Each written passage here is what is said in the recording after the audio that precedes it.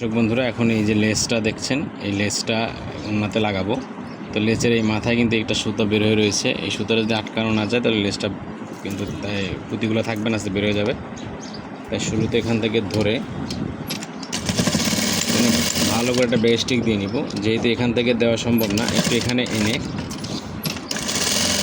তারপর এখানে একটা ভালো করে ব্যাগস্টিক দিয়ে নিলাম। এখন এই যে লেসের যে এটা আটকার থেকে এইটার থেকে এইটার যে সুতা গেছে, সেই সুতোটা মাঝখানে ব্যাগস্টিক দিয়ে আটকাই দিলাম। এখন ধীরে ধীরে লাগাতে থাকবো সেলাই দিয়ে।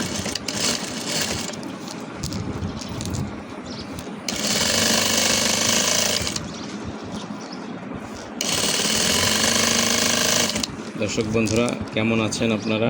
কে কোথা থেকে দেখছেন কমেন্টে জানানোর অনুরোধ রইল। আমাদের চ্যানেল টেইলরিং টিপসের পক্ষ থেকে আপনাদেরকে আন্তরিকভাবে অভিনন্দন এবং শুভেচ্ছা। দর্শক বন্ধুরা, এই যে সেলাই করার সময় দেখতে হবে যে এই যে এই লেসটা এখানে সুতার ভিতর ঢুকেই হয়ে রয়েছে, পুঁতিটা ঠিক করে দিলাম।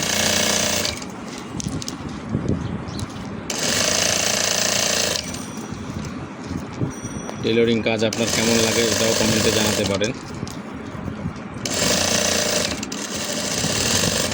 লেসটা একটা সেলাই দিয়ে দিব, যেহেতু অপর পৃষ্ঠে এদিকে সেলাই দিতে গেলে সিঙ্গেল ফিট দিয়ে দিতে হবে, সেজন্য আর দিচ্ছি না।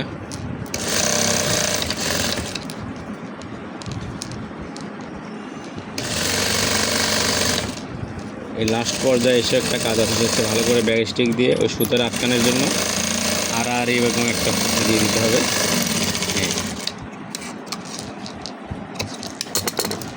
দর্শক বন্ধুরা, লেস লাগানো হয়ে গেল। দর্শক বন্ধুরা, ভিডিওটি ভালো লাগলে অবশ্যই লাইক কমেন্ট শেয়ার করবেন এবং ফেসবুক থেকে দেখলে ফলো দিয়ে দেবেন এবং ইউটিউব থেকে দেখলে অবশ্যই সাবস্ক্রাইব করে দেবেন। ধন্যবাদ। আসসালামু আলাইকুম।